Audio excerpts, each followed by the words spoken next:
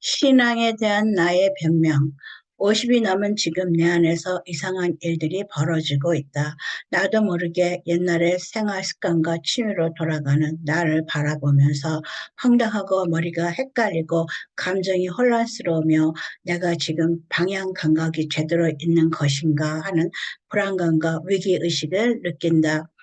49세 한국에 가서 처음으로 청국장을 먹으며 그래 바로 이 맛이야 하는 말이 내면에서 저절로 울려나왔다. 나는 그때까지 청국장을 먹어 본 적이 없다. 내 어머니는 청국장 냄새를 싫어해서 요리법도 모른다. 음식뿐만 아니라 내 안에서 잠들었던 생각들이 나도 모르게 튀어나온다. 성경 공부를 가르치다가 기독교와 불교나 유교, 노장 사상에 비슷한 점을 지적하게 된다. 그렇게도 싫어하던 공자의 인의 예지가 원래는 좋은 뜻의 가르침이었는데 권력가들이 자신들의 지위와 권력을 위해서 남용하고 오용했다는 생각이 들기 시작하고 유교의 가르침에 대해 다시 생각하게 되었다. 옛날에 싫어했던 사상들이나 고전의 가르침에도 어떤 진리가 있다고 인정하기 시작한 것은 내가 인생의 사치기에 들어서 젊은 날의 가치관에 대해서 재해석하고 재비평을 하기 때문인가? 이제 회귀 본능이 일어나고 있는가? 어쨌든 나는 패자나 운명, 기독교의 십자가, 분법, 불교의 업보가 다 같은 것을 가리킨다고 말하고 있다. 즉 인생에서 자신이 감당할 수 없는 위에서 수직적으로 내려오는 인생의 불행한 사건들을 우리는 왜? 라는 물음으로 질문하다가 해결책을 찾을 수 없을 때 팔자, 십자가, 업보라는 단어로 희석시키면서 인생을 살아가는 생존 수단의 한 방편으로 쓰고 있다고 또 수신제가 지극 평천하의 단어나 성령의 소욕과 육신의 소욕 사이에서 갈등하는 나는 수신만 하다가 끝나는 내 인생의 모습을 보게 된다. 안빈 낙도의 안은 편안한 안, 비는 가난할 빈, 낙은 즐거울 낙, 도는 진리 도. 즉 가난하지만 심신을 편안하게 또 진리를 즐기는 마음은 학계 내 외양간에 소가 없고 포도주 틀에 포도주가 없고 무화과 나무에 무화과가 없어도 나는 여호와로 인해 즐거워하리라 와 같은 뜻이라고 말한다. 가난을 즐기고 불평하지 않는 현자의 삶, 신앙인의 삶을 표현하는데 무엇이 다른가 하는 생각이 든다. 노장 사상의 도란 길, 웨이라고 번역되기보다는 예수의 나는 길이요, 진리요, 생명이다. The way, the truth, the life. 라는 단어로 번역되었으면 더 좋았다는 생각이 든다. 아니 더 나아가서 하나님이라고 번역했으면 좋겠다고 누군가는 이런 내 생각이 왜곡이라고 말하리라.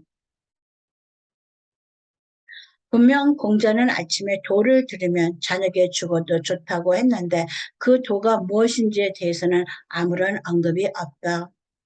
노자는 무의자인의 도를 말하고 있다. 공자의 도와 노자의 무의자인의 도는 다른 도라고 철학자들은 말한다. 그러나 나는 같은 도를 지칭한 것인데 그 도를 구현하는 방법이 공자는 현실적인 방법으로 노자는 세상에서 한 발 물러선 간주와 허무주의로 추구했다고 말하고 싶어진다. 또 정의되지 않은 공자의 도와 노자의 도는 예수가 말한 영생 하나님과 연관이 있는가 없는가 하는 질문이 생긴다.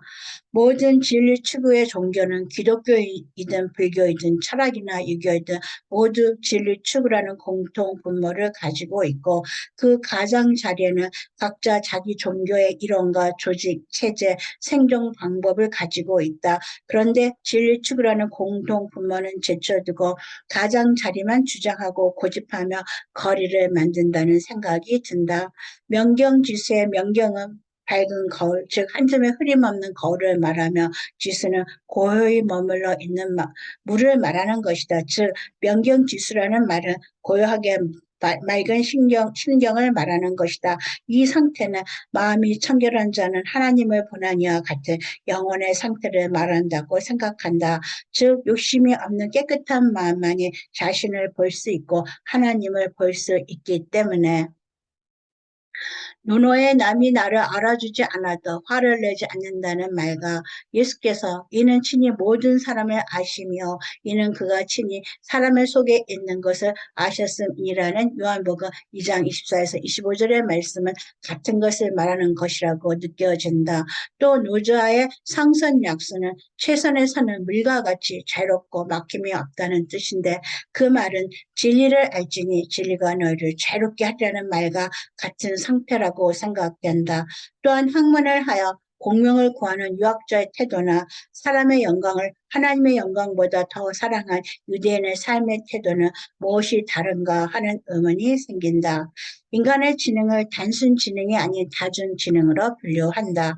학습에 필요한 가장 기본적인 지능은 암기력이고 그 위에 분석력과 통찰력과 영감을 말하고 그 외에도 공간 파악 능력, 문제 해결 능력, 음악적인 재능이나 미술, 체육적인 지능도 지능의 분야로 분류하고 있다. 물론 감성 지수도 또 다른 지능 분야이다.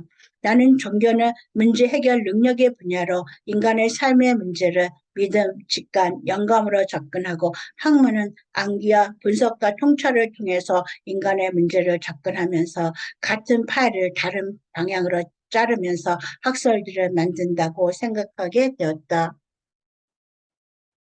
인류학에서 인간에게 있는 만국 공통의 표현은 울음이 아니라 웃음이다. 어떤 문화에서도 인간의 웃는 모습은 공통의 모습으로 표현되고 있다. 또 모든 민족은 자기 민족이 세계 중심이라는 에고센트리시즘, 자기 중심의 민족 문화, 민족 설화를 가지고 있다. 왜 문화, 문명, 지리와 시간대가 다른데도 각국의 문화에서 나오는 공통 분모의 모습이 존재하는가? 마치 황금률이 인간에게 필요한 기본적인 만인 공통의 불변의 원칙, 모든 종교에 나타나고 있듯이 유니버셜리즘, 모든 종교에 구원이 있다는 학설은 보수 신학계에서 가장 배척받는 신학 이론 중에 하나이다. 그러나 나는 어느새 노자, 공자, 불교는 다 하나님의 진리를 예수 이름 없이 여호와 이름 없이 동양에 나타난 진리의 형태라고 생각한다. 이런 종교들은 예수 이전에 동양에 존재했다. 하나님의 존재를 드러내기 위해 필요했던 동양적인 진리 추구 사상과 방법이었다고. 내가 얻은 결론은 하나님과 예수의 이름이 성경에서 구체적으로 드러났을 때는 절대적인 진리를 추구하던 동양의 유교, 노장사상, 불교가 예수의 이름과 의미가 제대로 전달되지 못하도록 방해하는 세상 학문이 되어 있다고. 물론 기독교인들의 잘못된 편협한 이론과 삶의 태도도 진정한 예수의 의미를 흐리게 하고 있다. 전도를 위해 불교 사찰을 파괴하는 전도법은 전도를 방해하는 전략이다. 즉 유교, 도교, 불교는 더 깊은 본래의 뜻인 진리축의 유연성을 상실했고 기독교는 자기들만의 사상체계를 유지하기 위해 세상과 연결시키는 다리를 스스로 분질러 버렸다. 그래서 고래싸움에 힘없고 배운 것 적은 애꿎은 사람들만 이리저리 휘둘리며 헤매고 있다고. 그러나 간혹 진리를 진정으로 추구한 사람은 다른 종교의 진정한 의미와 만나며 서로의 오해와 편견 그리고 거리감에 놀라게 된다. 그러나 그 미묘한 같은 점과 다른 점에 대한 차이를 체계적으로 분석하고 통합하지 못해서 왜 이런가 하고 마음고생을 하게 된다. 나는 근본주의 신학교에서 공부했다. 물론 나는 유니버셜리즘이나 인본주의 신학도 신봉하지 않는다. 나는 여전히 예수 그리스도를 통한 구원론만 믿는다. 천하의 어떤 이름으로도 구원을 얻을 수 없고 오직 예수님의 이름으로만 구원을 얻는다는 말을 믿는다.